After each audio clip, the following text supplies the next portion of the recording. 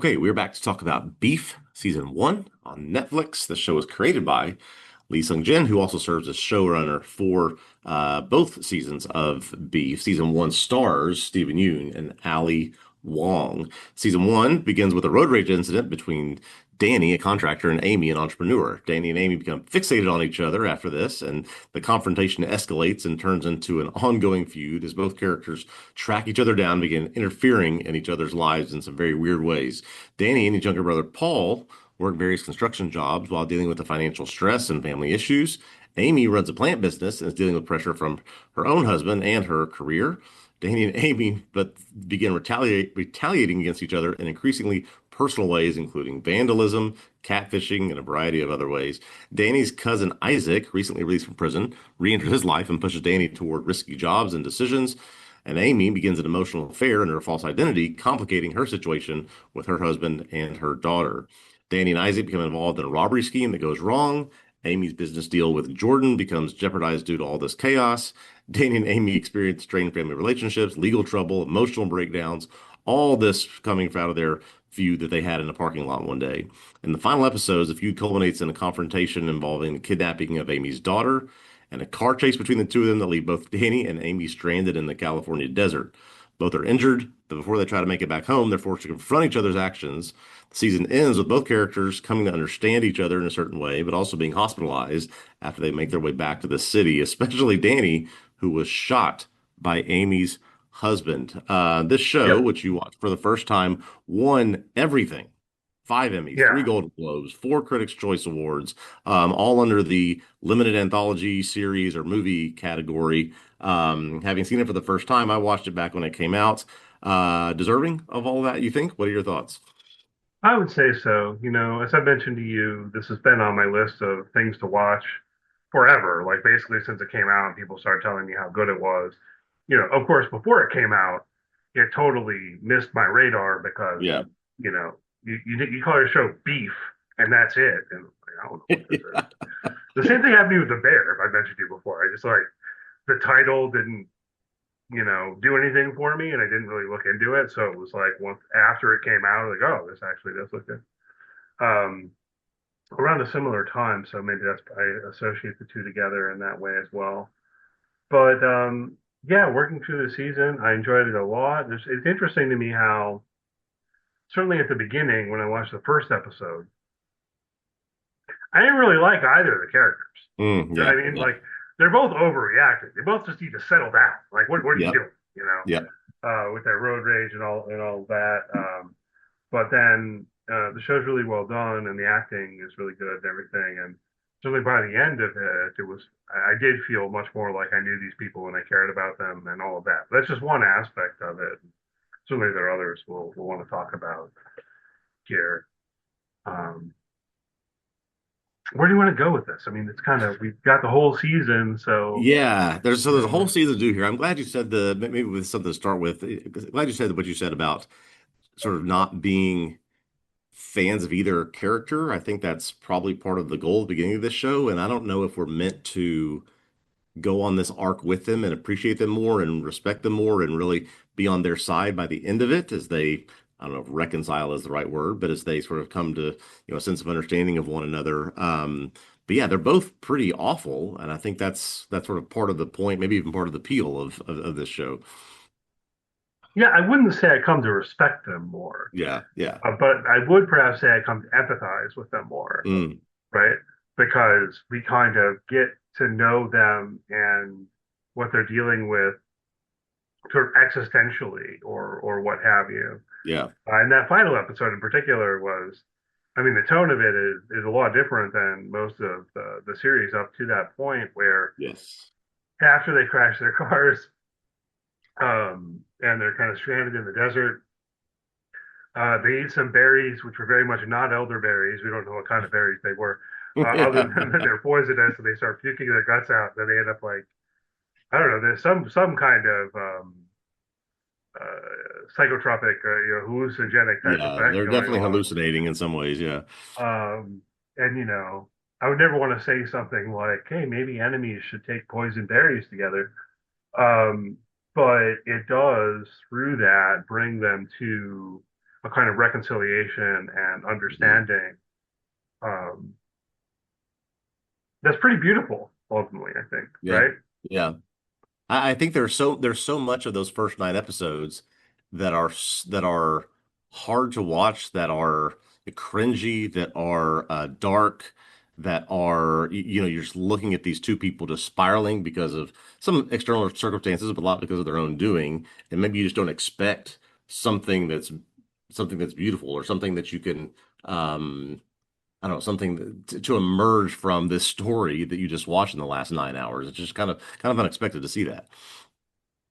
Yeah, and I mean, I guess we sort of started there, starting at the end in a certain way. But what do you think about that? If, of course, I was just watching it, and maybe it's not as fresh for you, but that could work potentially with the conversation. Hmm. Did, Hmm. to what extent did you understand, right? When they're having that conversation, lying there in the desert, they think they're going to die. There's a point where it's like it goes back where they're almost speaking for each other, like they've lost their identity. I mean, this is artistic effect, at least in part, although they're probably hallucinating. But what they ultimately describe is a poignant kind of I don't know what, right? I mean, it's like other than in this moment, they don't know quite how to describe it either. I mean, you could say Yeah. existential dread or despair or something like this, the sort of void that feels solid, and but they end up connecting kind of on that level, like underneath their sort of anxiety that can make them prone to anger and road rage is this deeper kind of existential anxiety or what have you. I don't know. Thoughts on that? Yeah. The thought, I guess, to your point of having not seen it in a couple of years now, I did do several recaps and things like that, but having not watched, what has stuck with me is the idea of how dissimilar they seem to be in terms of I mean, not just backgrounds and personalities, but things that they're trying to pursue, things they're trying to achieve, but yet they maybe because of this moment, because of several moments that happened throughout, they're able to sort of look at and rely on, lean on each other as, oh, I mean, we're kind of both going through the shit. And even though we're different in so many ways, we can sort of bond or have our trauma help us go through these things together when all they wanted to do was just murder each other through the first half of the season. So that sort Yeah. of, that's, I think the theme sort of resonated with me as I thought back on that finale. Yeah, agreed. And then that's part of what's beautiful. But I mean, they're bonding over their pain, even isn't the right term, but this kind of existential condition of the problem of yeah, how do you succeed in life? What does that even mean? What are we doing? What are we, quote, supposed to be doing? Yeah. Um, how do you connect with others, right? Just don't want to be alone, sort of the desire to be seen, but then potentially a shame at being seen, Yeah, all of yeah, that kind of stuff together, where what they're finding is they connect at that level, even though at a more surface level, he said throughout the whole season, basically, they're flipping each other off and pissing all over each other's bathrooms and all kinds of stuff, right? yeah. You know, I wonder again, thinking back on the things that they do to each other. Right, it starts with middle finger, it starts with car chasing, and then it starts with sort of um, going to quite the lengths to track down who they are and where they are, then painting a truck and pissing on the carpet and Yeah, catfishing a brother.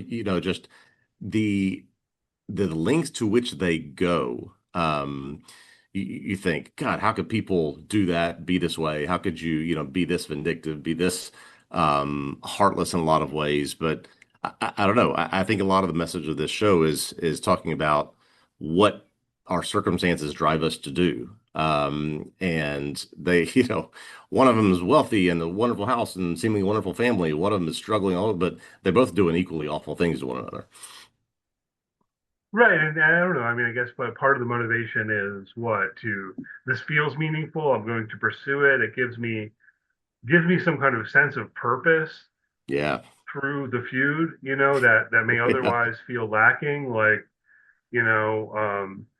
going about your day to day and you're like trying to make money and their goals in a broader sense, but certainly there's a kind of ennui or what have you that they're both experiencing at a certain level. Like they don't know how Yeah. to be happy. And it's like, well, here's something to grab onto along the lines of a sort of hatred for this other Yeah. person. And so, I mean, I think where they connect at the end is in recognizing where that's coming from for both Yeah. of them and so on. But throughout, um, it's definitely entertaining. It's funny, darkly funny. The black comedy, I think probably a lot of moments hit on that kind of level. Um, from moment to moment, doesn't make sense that they're doing what they're doing. I think from a certain point of view, not so much, right? If you wanted to say like rationally, you should just calm down and Yeah. not take this that seriously.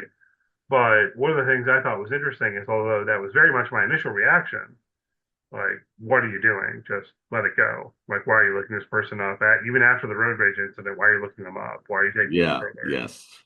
Well, I think also You in whereas I do, as you said, empathize with them at the end, also in ways can empathize with them throughout because the things that they do, I think, do with a measure of, well, I can control these things. I'm responsible for these things. I can decide what actions to take and to what level I take it when so much of the rest of their life is spiraling out of control.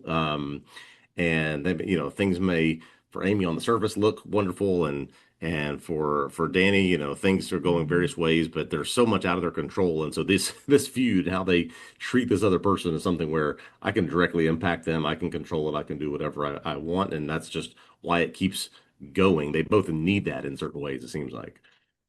Yeah, and then what I was going to say too is, in a weird way for me, as it escalates, it starts making kind of more sense.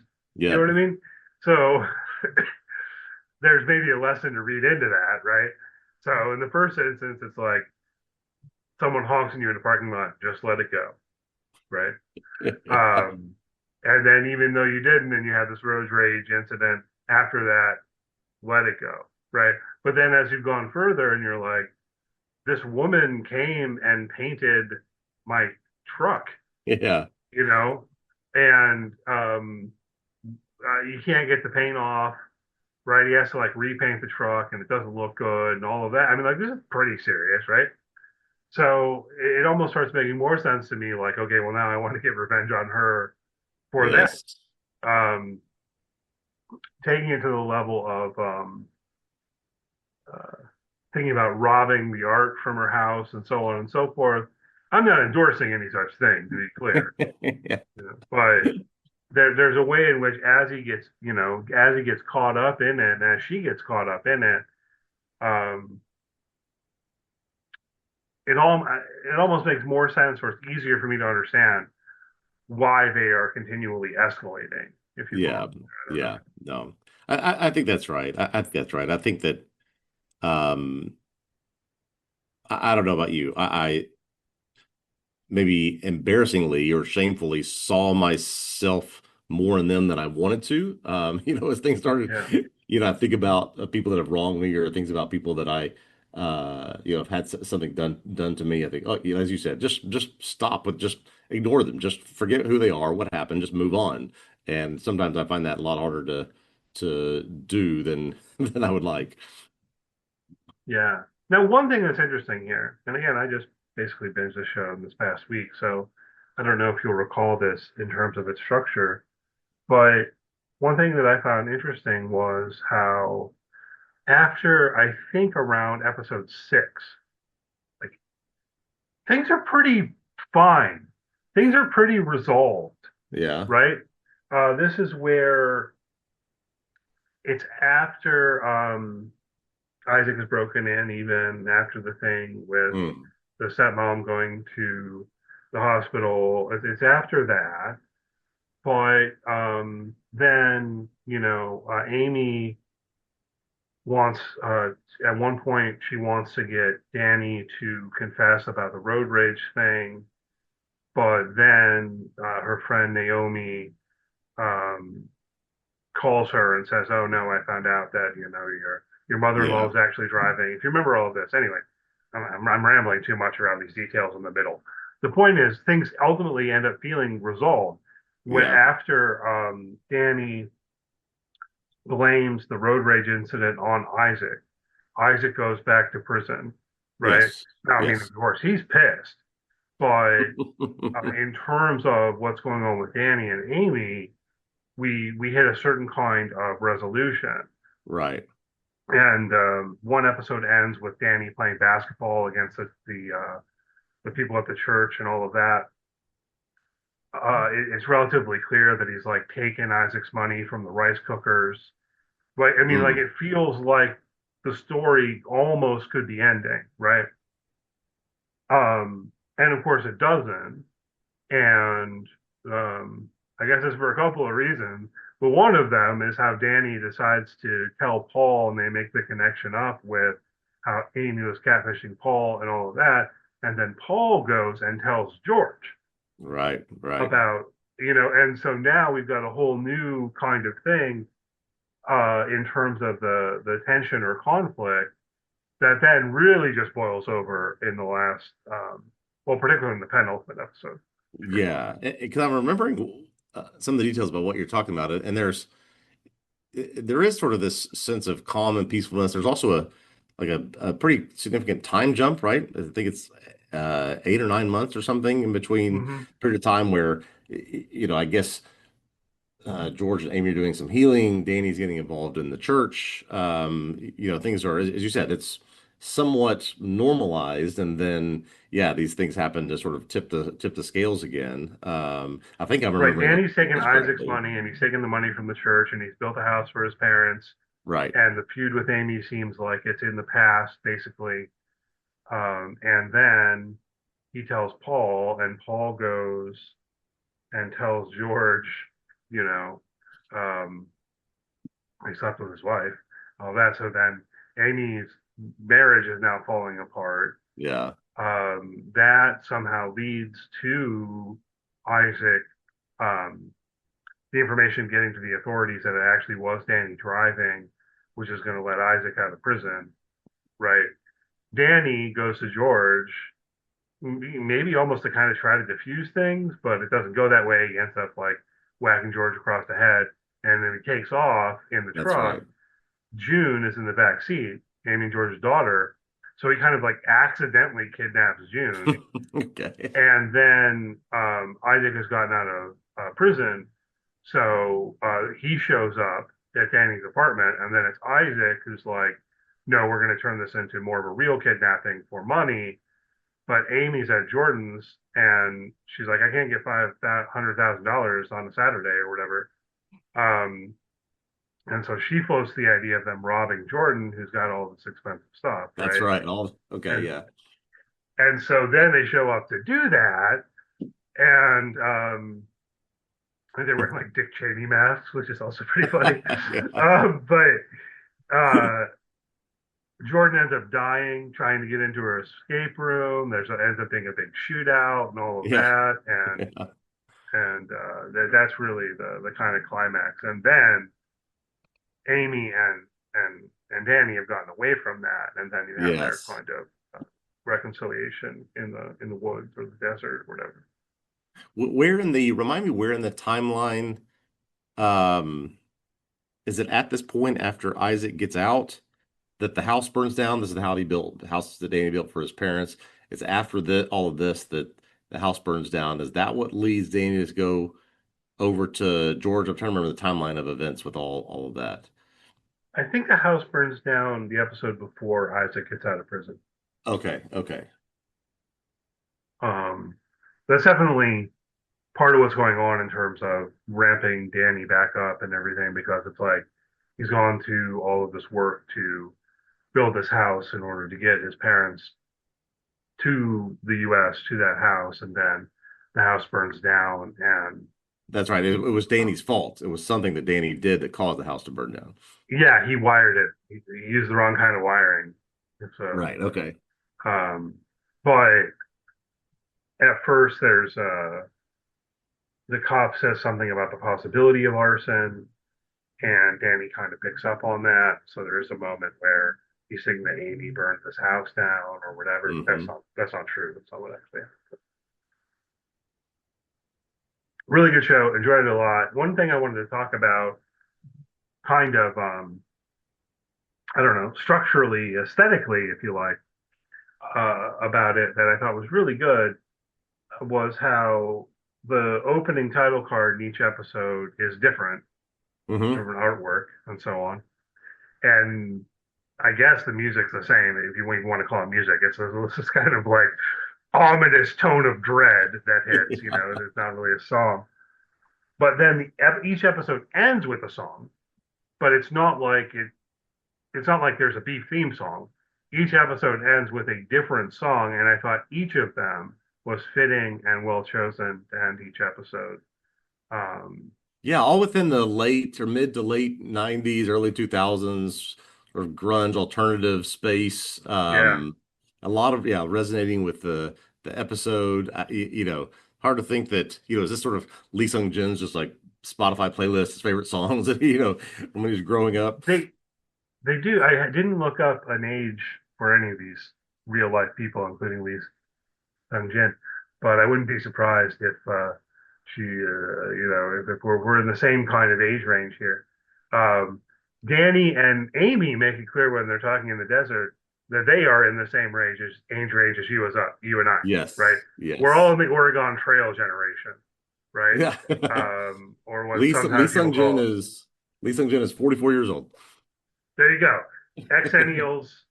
People sometimes call it Generation Catalano was floated at one point. But this is one of the things that they talk about, if you don't recall, Ryan, is being like right in this space where it's like an analog childhood growing up without the internet and all of that, like kind of the World Wide Web Yep. coming into existence when we were teenagers. And then they say something about the Ethernet hitting right as I went into college, and oh my God, all the porn. It was the Wild Wild West. You know, you have to look. Um, if you recall. Anyway, funny. But anyway, maybe it lands better for us because we're like right in the generational niche Yes. of the characters in the show and the Yeah, creator of the show. there are a lot of points that it hits that, yeah, that resonated with me, not just in characters and character development, but also in, yeah, this music and how they choose to frame the episodes that way. Yeah, there was a lot of things that appeal to our micro generation, I must say. Yeah. And I don't have a list of the songs that they use at the end at the ready, but Yeah. you're right. They all do feel in that kind of space. And regardless, I thought that all of them worked well. And to where like, Netflix always wants to push you on to the next episode, but Yes. I kept pushing the button to watch the credits, and it was Yeah, primarily to exactly. listen to the songs, right? Yeah, it was all And really I well guess done. I guess you saw this about the artist who did the each of the opening title cards. As you mentioned, they're all different. Well, the artist for No, I those didn't. is I didn't look at it. the artist is David Cho, who plays Isaac. He did all those. Oh, really? Yeah, Oh, wow. Uh, that's cool, but it's also, you know, there was a scandal with him after the show came out, that's right. I and did hear. Yeah, okay. yeah. So I don't know, and I'm not sure where that's at. It was weird. I was refreshing my memory about that before we got on today. I wasn't sure that I wanted to talk about it necessarily, but here we are. Yeah, Um, it's really kind of unclear. If people didn't catch this, it still seems a little bit unclear. It was like he at very least, here's what we know. He at least made comments some 10, 12 years ago or whatever, yeah, um, that were joking about being a rapist, like he's raped someone. yeah. Um, did he do the action? I don't know. Is the joke in poor taste? Definitely. But if you don't recall that kind of scandal, Yeah. that was there, and other people involved with the show put out He public he comments about it and so he on. told someone specific. This is the direct quote that he had engaged in quote rapey behavior in the past. And yeah, that's what started to get him in the hot water, and all that resurfaced when the show came out. And yeah, it's problematic. Yeah. And then he was like, I don't know. I mean, are we overreacting? I don't know. But that was there. That was something that happened. I'm not trying to. come to any kind of definitive judgment about him or his character or what have you. I mean, in real life, his character in real life. Yes. Um, but maybe we can segue from that to a question I do have in terms of season two about to come Okay. out. Is there going to be any kind of connection with season one, sort of narratively? You know, from a certain point of view, we do have some loose ends in season one. Um, from an artistic point of view, I'd still say it feels complete. Like there doesn't need to be any more story about Danny and Amy, Yeah. really. But I mean, the season ends with Danny in a hospital bed on a ventilator, and Amy like snuggling up next to him because she cares about this guy now. So does he live? I don't know. It's not entirely clear, right? He's had a falling out with Paul. He at one point thinks Paul was shot by the cops, but he does ultimately find out Paul wasn't. So this is another funny little moment when Danny is quite happy to receive a text message from his brother. The text message says, leave me alone. I'm blocking you. It's like I never want to talk to you again. But he's happy his brother's alive, right? So, where does that stand? You know, um, Isaac, of course, has been arrested after the shootout and all of that, so he's been to prison. Yeah. But from what we know, it's clear that season two is going to be a different story, different characters. They're Right. continuing the series, but as an anthology series. There still could be some space for something to work in at the margins in relation to season one. I don't know. Do you think there will be? Do you think there should be? Yeah, so I've been Thoughts thinking on I was this in going to ask you general? this. I was going to ask you this very same question, and so I have. Well, I've sort of purposely not watched trailers or clips. There's some things that exist online already. I've just wanted to be, coming to this cold. We've kept up with some of the news. There's not been nothing announced about any of the characters from season one participating in season two, as far as we know. However, um, maybe I'm just White Lotus pilled, where I think like there'll be some character that was on the periphery or on the sidelines or in some capacity in season one that does show up and try and draw some thread to season two. I actually do think that will happen. Yeah, I kind of hope so. We'll see. I hope they pull this off well. I was thinking about that just in general. I'm season two. I mean, sorry, season one was really good, as you mentioned. It won a bunch of awards. I think those are deserved. People have been telling me ever since it came out that I should watch it. I always believed them, and now I finally made time for it because we're going to talk about it down here, and we're going to talk about season two. Don't Yeah, know how much of a connection there will be. I hope season two is as good. It doesn't necessarily have to be quite as good to be worth it, but this is another question I find myself mulling over a little bit as we're waiting on season two. Okay, it's an anthology. You get that the premise that will carry over mm, will be something having to do with the beef yep, in the yep, slang sense, some kind of feud or whatever. What else? I mean, like it has to be different in terms of its content. Like I don't expect to kick off from another road rage incident or whatever. So, I mean, how much does it take for it to thematically resonate, I guess? And I'm really kind of yeah. curious The only how thing that that I goes. know, the only little detail I know about season two is that it takes place in the context of a country club. Yeah. And so there's what that will mean, what sort of beef results from that, I don't know. To your point, don't anticipate a similar. I don't anticipate the similar resolution where two people just are this. I guess despicable towards one another for 7 or 8 episodes and then wind up in an isolated place and come to understand one another. That would seem kind of shallow if they did it that way. But I am very curious. It seems to be completely different context, completely different characters. It is only 8 episodes instead of 10. So maybe they've Mm. trimmed the fat a little bit on some of the things that we've talked about. But I don't know. I don't know how they will that's just but the result of me not wanting to know a lot of details about this second season. Not sure where they're going with it. Yeah, same. I've kind of avoided things myself, knowing that I was going to watch it and so on. But yeah, I mean, you're on the track of the kind of question I'm thinking about.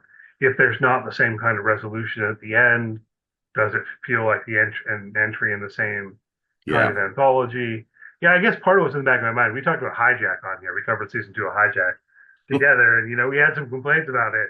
And I think it's a similar kind of thing, right? Where, all right, it's not a similar kind of show, but Yeah. hopefully you're following me in that. With Hijack, it was like season 1 is a hijacked plane. Yeah. Oh, now we're going to make a season 2. What are we going to do? Hijack train. You know what I mean? So, like, and that didn't work for us as well as season 1. No. No. So I hope that Beef doesn't fall into the, because I do think it would be a difficult thing if you think about it from the point of view of writing the show. How do you do something that meaningfully feels like another entry in the same Yes. anthology, but Yeah. at the same time it has to feel meaningfully different? Because if you're hitting too many of the same notes, then um, it'll feel unoriginal or whatever. Yeah. So I don't know. Hopefully it's good. And whew, yeah, I'm trying to think of how they could do this. I mean, certainly the context will help, the different characterizations will help. But and also just, using Hijack as an example, the bar is so high after the first season Yeah, of Beef. Like, how can they possibly live up to that? What if it only wins half the number of awards? Is it as successful? It's just hard to say can compare at all, really, after what it achieved. yeah. No, yeah, I agree. The bar is definitely higher for Beef than with Hijack, right? Yeah. I was just, it occurred to me as a way of getting at sort of what I have in mind insofar as, there was maybe more plot carryover too than I expect here. Yeah, yeah, But just a general kind of issue where if what's going to make season 1 and season 2 hang together as entries of the same show, I guess yeah, The White Lotus is probably a better example, which you mentioned before. But yeah.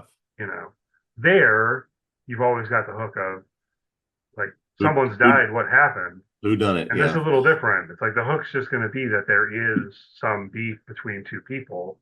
yeah, So we'll see. I am looking forward yeah. to it for sure, and we're gonna come back next week and talk about it. So that should be fun. Yeah, very much looking forward to that. We get all 8 episodes since we're on Netflix, dropping on the 16th. So we've got, a week or so before we'll revisit and we'll go through the whole second season.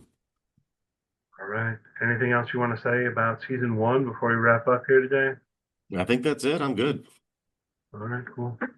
Thanks as always for listening. Hopefully you've enjoyed the podcast. If so, please do leave a good rating, review, all that good stuff. If you're on YouTube, hit the thumbs up. Please subscribe to our YouTube channel. Check out tvobsessive.com. Find written work on all sorts of TV shows there. If you want to follow us on social media, search for TV Obsessive. You should find us. And as for the podcast, as mentioned, we'll be back next week talking about Beef Season 2. All right, looking forward to that. We will see you then.